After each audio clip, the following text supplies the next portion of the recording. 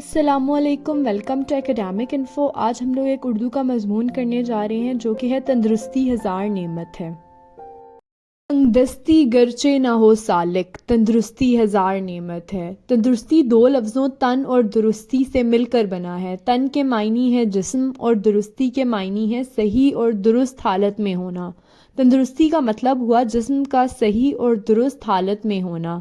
انسان کو اللہ تعالیٰ نے اشرف المخلوقات پیدا کیا ہے اور دنیا میں اپنا خلیفہ بنایا ہے۔ خلافت کی ذمہ داریوں سے بطریق احسن عہدہ برآں ہونے کے لیے اس کے جسم میں مختلف نظام تخلیق فرمائے ہیں، مثلاً نظام انہضام، نظام نفس، نظام دوران خون، نظام اخراج، نظام اعصاب اور نظام افزائش نسل وغیرہ۔ پھر ان میں سے ہر نظام کو صحیح طریقے سے کام کرنے کے لیے کام کی نوعیت کے مطابق اوضاع عطا فرمائے، اور پھر ان تمام نظاموں کے درمیان ہم آہنگی پیدا کرنے کے لیے ان کا آپس میں ربط اور توازن پیدا کیا۔ انسان کا یہ داخلی نظام اتنا پیچیدہ ہے کہ جو انسان اس پر غور کرتا جائے، اسے اپنے عز اور اللہ تعالیٰ کی کاریگری کا حیرت انگیز احساس زیادہ گہرا ہوتا جاتا ہے۔ اسی لیے انسان کو عالم اصغر یعنی چھوٹی دنیا کہا گیا ہے، اور اللہ تعالیٰ نے اپنی پہچان کی خاطر انسان کو اپنی ذات کے اندر اور اپنی تخلیق میں غور و فکر کی دعوت دی ہے۔ یہ پیچیدہ نظام جب تک درست حالت میں رہتا ہے، انسان خلافت اہلیہ کی ذمہ داریاں پوری طرح نبھانے کے قابل رہتا ہے، لیکن جو ہی اس کے جسمانی یا دماغی نظام میں فطور پیدا ہوتا ہے، یہ اپنے فرائض صحیح طور پر انجام دینے سے قاصر ہو جاتا ہے۔ ان تمام نظاموں کی ہم آہنگی اللہ تعالیٰ کی واقعی بہت بڑی نعمت ہے، انسان کی اپنی دنیا و آخرت کے لیے بھی، ملک و قوم کے لیے بھی، اور پوری کائنات کے لیے بھی۔ فلاح دین و دنیا منحصر ہے تندرستی پر، غرض 100 نعمتوں کی ایک نعمت تندرستی ہے۔ انگریزی کا مقولہ ہے ہیلتھ از ویلتھ، یعنی صحت دولت ہے، لیکن حقیقت یہ ہے کہ صحت دولت سے کہیں زیادہ قیمتی ہے، بلکہ انمول ہے۔ اگر کسی کی دولت جاتی رہے لیکن صحت قائم ہو تو وہ محنت مشقت کر کے تھوڑے ہی عرصے میں دوبارہ دولت حاصل کر سکتا ہے، لیکن اگر کسی کی صحت خراب ہو جائے اور اس کے پاس دولت کے انبار بھی ہوں تو اس کے کس کام کے؟ دولت سے دوائیں تو قیمتی سے قیمتی خریدی جا سکتی ہیں، لیکن صحت تو نہیں خریدی جا سکتی۔ جو گھر میں اپنی میری و وحشت پناہی ہے، بن تندرستی سب وہ خرابی تباہی ہے۔ انسان کی صحت ٹھیک ہو تو وہ روکھی سوکھی کھا کر بھی تندرست اور توانا رہتا ہے۔ اس کے صحت مند خون کی سرخی اس کے چہرے پر جھلکتی ہے، اس کے بازو کی قوت اس میں خود اعتمادی پیدا کرتی ہے، اس کی دماغی قوت اس میں مومنہ فراست پیدا کرتی ہے، اور اس کی جسمانی قوت امر بالمعروف اور نہی عن المنکر میں اس کی مددگار ہوتی ہے۔ اس کے لبوں پر کھیلنے والا ہمہ وقتی تبسم اس کے نفسیاتی توازن کی عکاسی کرتا ہے۔ وہ جہاں جاتا ہے عزت پاتا ہے، جو اس کے پاس ہے نہال ہو جاتا ہے۔ اس کے گرد ہر وقت اپنے دوستوں کا میلہ لگا رہتا ہے، جو اس کی خوشگفتاری اور بلند کرداری کے باعث اس پر جان چھڑکتے ہیں۔ غرض انسان دنیا میں جو کچھ چاہتا ہے وہ سب کچھ سے ایک صحت مند انسان کو میسر ہوتا ہے۔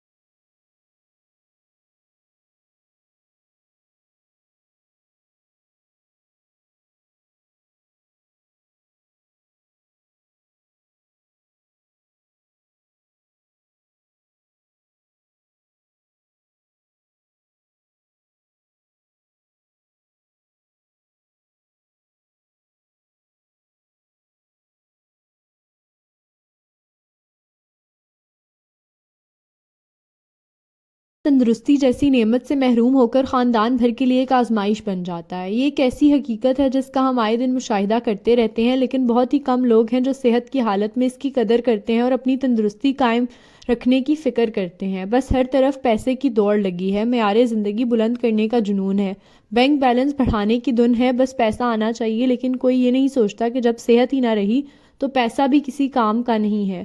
بس ہر ایک یہی سوچتا ہے کہ چمڑی جائے دمڑی نہ جائے۔ جب تندرستی ایسی ہی انمول نعمت ہے تو اس کو بحال رکھنے کے لیے حکماں نے کچھ اصول بھی وضع کیے ہیں۔ تندرستی کا سب سے پہلا اصول یہ ہے کہ ہماری خوراک بالکل سادہ ہونی چاہیے۔ زیادہ چٹپٹے اور مرغن کھانے نظام ہضم پر بیجا بوجھ بن جاتے ہیں اور وہ انہیں صحیح طور پر ہضم نہیں کر پاتا، اور جو کھانے ہضم ہو کر جز بدن ہی نہیں بنے گا وہ جسم کے باقی نظاموں کو ان کی مطلوبہ خوراک کیسے مہیا کر سکے گا؟ یوں زبان کا معمولی سا چٹخارا تمام داخلی نظاموں کی کمزوری اور بالآخر تباہی کا باعث بنتا ہے۔ کھانے میں سبزیاں اور پھل زیادہ استعمال کریں۔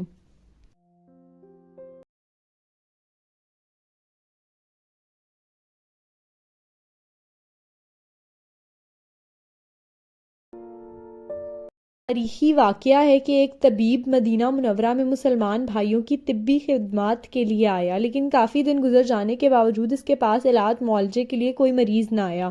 طبیب نے نبی اکرم کی خدمت میں صورتحال کا ذکر کیا تو آپ نے فرمایا کہ یہ لوگ جب خوب بھوک لگے تو کھانا کھاتے ہیں، اور ابھی کچھ بھوک باقی ہو تو کھانے میں ہاتھ کھینچ لیتے ہیں، اس لیے یہ بیمار ہوتے ہی نہیں۔ گویا تندرستی کو بحال رکھنے کا ایک گر یہ بھی ہے کہ ہم خوب بھوک لگے تو کھانا کھائیں اور کچھ بھوک باقی ہو تو کھانا چھوڑ دیں۔ قدر صحت مریض سے پوچھو، تندرستی ہزار نعمت ہے۔ کہتے ہیں ایک طبیب ایک چودھری صاحب کو سمجھا رہے تھے کہ پیٹ کے 3 حصے فرض کر لو، ایک حصے میں کھانا کھاؤ اور ایک حصے میں پانی، اور تیسرا حصہ سانس لینے کے لیے خالی چھوڑ دو۔ چودھری صاحب یہ سن کر بڑے حیران ہوئے اور کہنے لگے کہ میں تو پیٹ کے تینوں حصے کھانے سے بھر لیتا ہوں، پانی اپنی جگہ خود بنا لیتا ہے، اور سانس کا کیا ہے، وہ آئے یا نہ آئے۔ اس انداز سے کھانا تو خود بیماری کو دعوت دینا ہے۔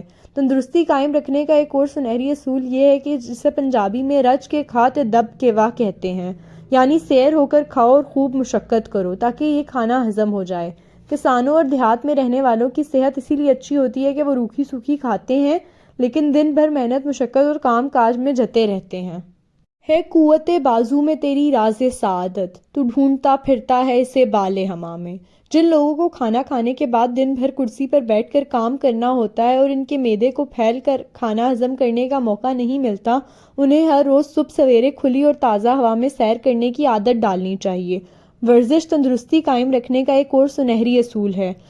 دوا کوئی ورزش سے بہتر نہیں، یہ نسخہ ہے کم خرچ بالا نشیں۔ ہر کھانا کھانے کے بعد چہل قدمی ضرور کرنی چاہیے، نیز ثقیل اور دیر سے ہضم ہونے والے کھانوں سے پرہیز کریں۔ کسی شاعر نے کیا خوب کہا ہے، رات کو سونا جلدی، صبح کو اٹھنا شتاب، صحت و دولت بڑھائے، عقل کو دے آب و تاب۔ نبی کریم رات کو عشاء کے بعد جلد سو جاتے تھے اور نماز تہجد کے لیے رات کے پچھلے حصے میں بیدار ہو جایا کرتے تھے، اور یہی تندرستی کے لیے نسخہ کیمیا ہے۔ آج کل لوگ رات کو دیر تک ٹی وی دیکھتے رہتے ہیں اور رات جو اللہ تعالیٰ نے ہمارے آرام، نیند اور سکون کے لیے بنائی ہے اسے ضائع کر دیتے ہیں، اس لیے صبح دیر سے آنکھ کھلتی ہے۔ یہ فطرت انسانی کے خلاف کھلی جنگ ہے اور اس سے تندرستی برقرار نہیں رہ سکتی۔ تندرستی جیسی گراں قدر نعمت کو بحال رکھنے کی خاطر ہمیں حفظان صحت کے اصولوں پر سختی سے عمل کرنا چاہیے۔ صاف ہوا میں ناک کے ذریعے سانس لیں۔ ناک کے اندر باریک بال ہوا کی اکثر کثافتوں کو اندر جانے سے روکتے ہیں اور ناک سے پھیپھڑوں تک پہنچنے کا نسبتاً لمبا راستہ سرد ہواؤں کو معتدل بنا دیتا ہے۔ سانس منہ کے راستے باہر نکالیں۔ صاف اور تازہ پانی پئیں، گندا پانی پینے سے بچیں، اس حال ہیضہ اور کئی دوسری بیماریاں لگ جاتی ہیں۔ برسات اور وبائی امراض کے دوران پانی کو جوش دے کر اور ٹھنڈا کر کے پئیں۔ بہت زیادہ ٹھنڈی اور بہت زیادہ گرم چیزیں پینے سے پرہیز کریں۔ کھانا خوب چبا چبا کر کھائیں۔ کھانے کے دوران کم پانی پئیں، البتہ کھانے کے 1 آدھ گھنٹے بعد خوب پیٹ بھر کر پانی پی سکتے ہیں۔ نبی کریم کی حدیث ہے، اگر مجھے یہ خیال نہ ہوتا کہ یہ بات میری امت کو مشکل معلوم ہوگی تو میں انہیں ہر نماز کے وضو کے ساتھ مسواک کرنے کا حکم دیتا۔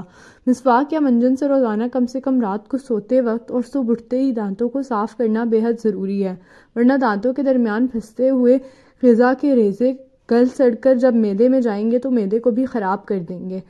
روزانہ غسل کرنا، آنکھوں پر تازہ پانی کے چھینٹے مارنا، ناخنوں کو بھرنے نہ دینا، بالوں کی صفائی کا خیال رکھنا، ان میں روزانہ تیل لگانا اور لباس اور ماحول کو صاف ستھرا رکھنا بھی تندرستی کے لوازمات میں شامل ہیں۔ اسلام اپنے پیروکاروں کی تندرستی کا خاص خیال رکھتا ہے۔ نماز سے پہلے وضو ضروری ہے تاکہ جسم گرد و غبار سے پاک صاف ہو جائے۔